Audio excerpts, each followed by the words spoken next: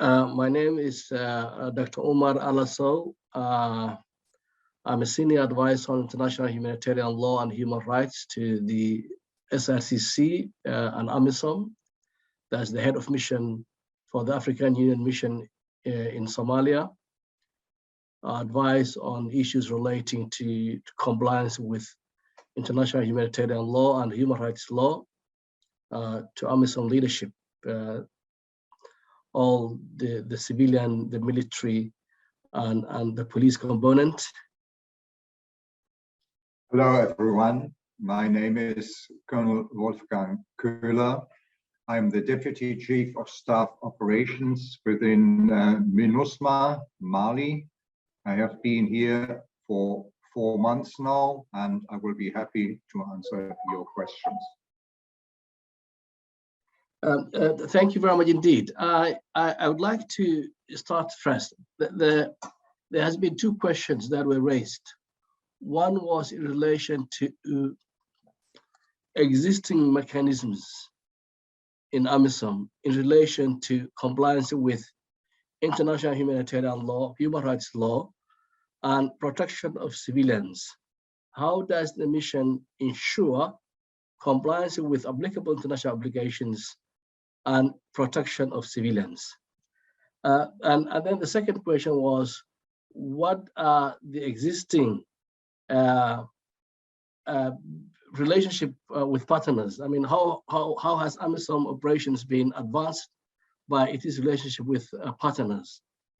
Now, to come to the first question, as I indicated in my presentation, AMISOM has adopted a holistic approach in terms of ensuring compliance with applicable international obligations of human rights, international humanitarian law, which is the lex specialis, the law that is specifically designed to regulate conduct of hostilities. AMISOM put in place a number of mechanisms. Those are preventive, mitigatory, and intervention mechanisms. And these include, for example, policy guidelines that are designed to provide strategic guidance to AMISOM, and other practical measures that has been taken at mission level to prepare AMISOM personnel for their mandate, for the task. These include AU policy guidelines. They include AMISOM rules of engagement, which are consistent with applicable international obligations. Then another is the an indirect fire policy to minimize the impact of civilian casualties during military operations. Then issues of SRCC and force commanders directives and SOPs, for example, an SOP that relates to protection of detainees or those who disengage, fighters that disengage, and also a policy on zero tolerance on sexual exploitation and abuse. In addition to that, in terms of preventive mechanisms or measures that has been taken by AMISOM, they include pre-deployment training for the forces and in-mission trainings. And those in-mission trainings are designed in a way of to see after action review, to see the need. For example, it may well be that there are certain core principles of international humanitarian law that needs to be more understood by the forces.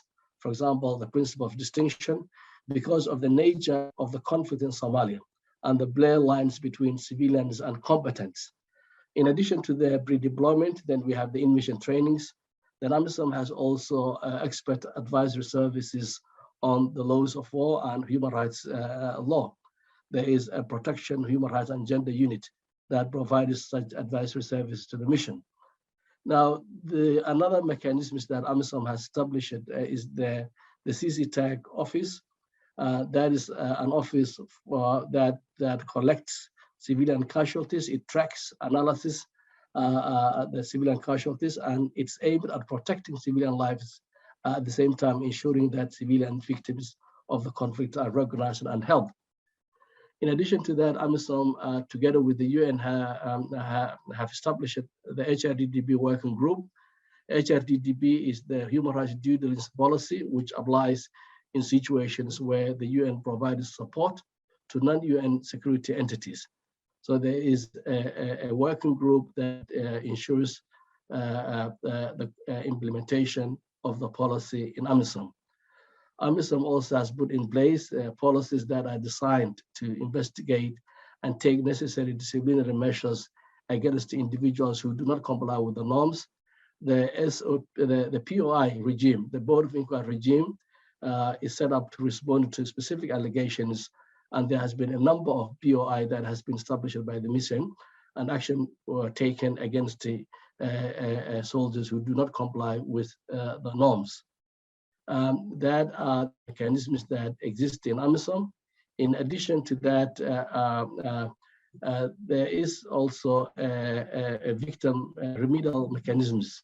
For example, payment of ex gratia payment in relation to victims, in relation to where there has been evidence that AMISOM do not comply with the norms and there has been a violation.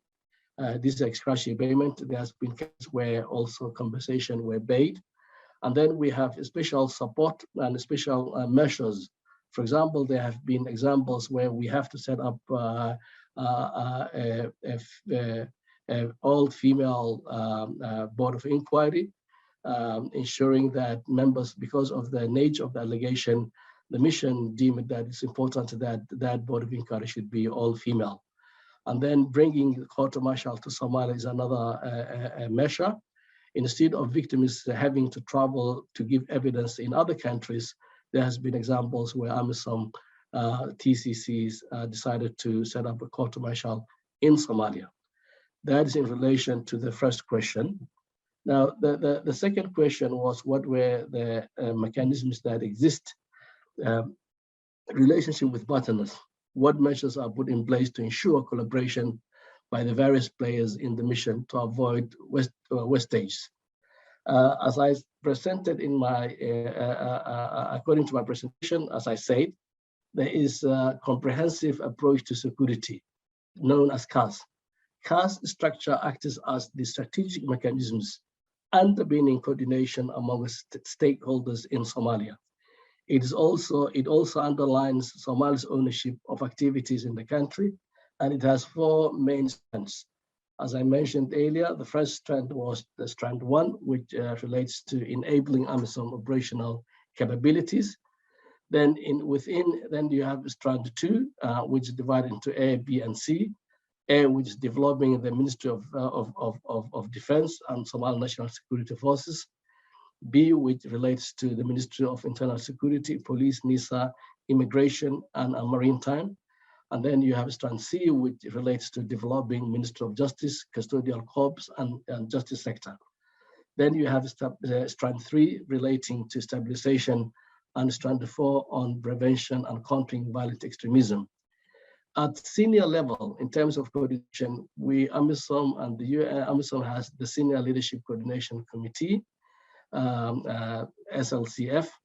Then you have the C6+ meetings, and then the monthly meetings between the ASG and SRCC. In addition to that, at technical level, we have set up the HRDDB, the Human Rights Due Diligence Policy Working Group. Then we have also another working group, which is civil military working group meetings.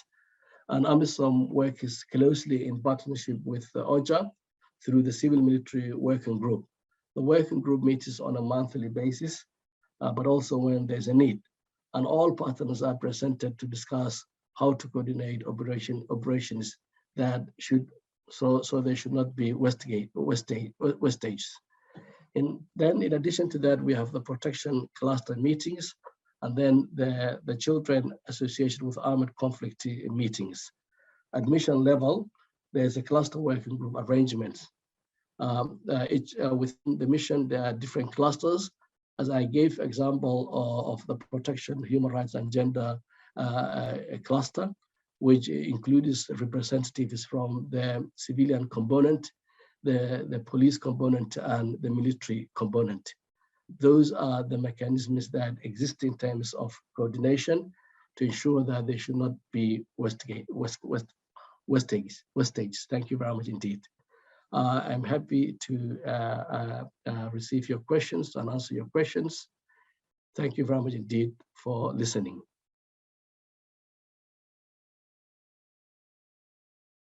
Okay, can I go to Colonel Wolfgang?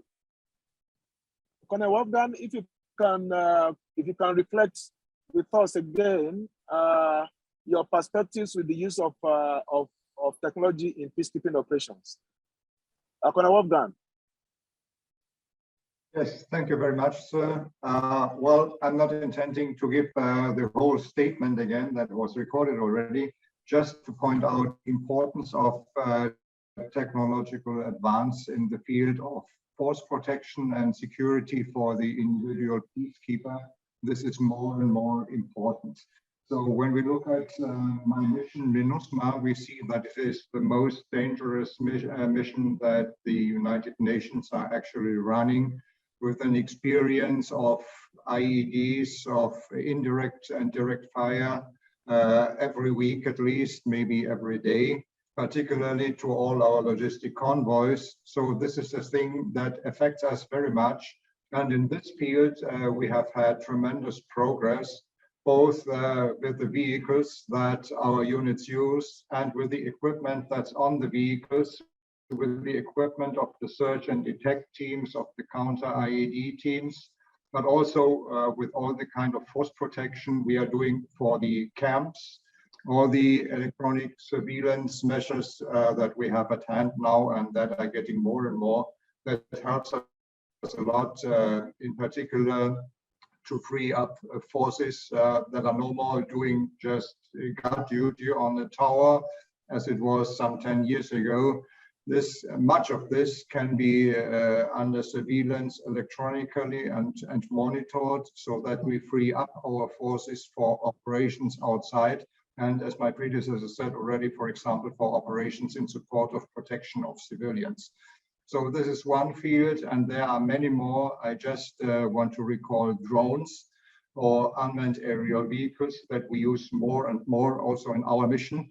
Of course, not only military ones, which are rarely found as an offer from a nation, but more and more those who we are contracting from the market, more or less, and do a great deal and help us in the surveillance of large areas, in the protection of our convoys, and of ongoing operations day and night. And just to mention night operations, with our technology, like night vision goggles, like the surveillance we have, like night-capable helicopter, we would not be able to do so. And this is particularly important in a mission like this, where, of course, the bad guys are assembling and moving at night.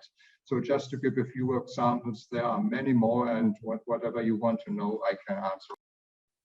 Thank you very much, Colonel Wolfgang. And for our colleagues who are listening again, sorry for me joining late. It was due to connectivity problem from the part of the world where where I'm attending this meeting from. My name is Nuruddin Aziz. I'm the Chief of Operational Planning Section at the United Nations Office to the African Union. We have other issues that that are relevant to this particular topic. The whole issue of pre-deployment training, the impact of training on the performance of troops in the field. I don't think the first commander today, but if you have listened to his presentation, he underscored the need to have adequate training for troops in their respective home bases before they are deployed into the mission, because it is very key. Today, the kind of operation we face are those ones that troops need to hit the ground running. You have little or no time to train troops in the mission. I think Dr. Omar will agree with me that not in a place like Somalia that you now start bringing troops into the mission to start training them on what to do. These troops need to be prepared right from home on the basic things like the IHL, all these human rights related issues that Dr. Umar just spoke about. the whole issue of compliance, the whole issue of HRDDP. So it was underscored that pre-deployment training is very key.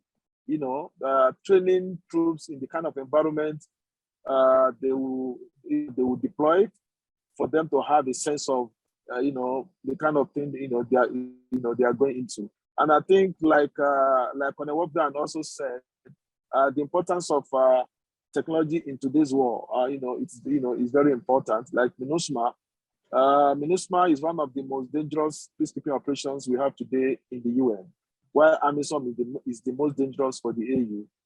And IED is one of the biggest challenges that we have. So we need to be ahead of these bad guys to ensure that we put in mitigating measures in order to reduce the fatalities in these missions. And I think we also discussed the whole issue of partnership. How can TCCs, because of the financial constraint of most of the African TCCs, how can they partner so that they can get the best out of what they have? We saw the example of the Nordic countries, bringing themselves together to come up with the concept of ASIFU in MINUSMA. Can some African TCCs still put themselves together, to do something of that nature? Not necessarily in the area of tech. It could be in the area of logistics. So these are the issues that were raised during the last meeting. So I don't know if any of the participants have any other issue to raise, because we are almost getting to the end of this session. Please, if you have any other question, please let's have your hands up.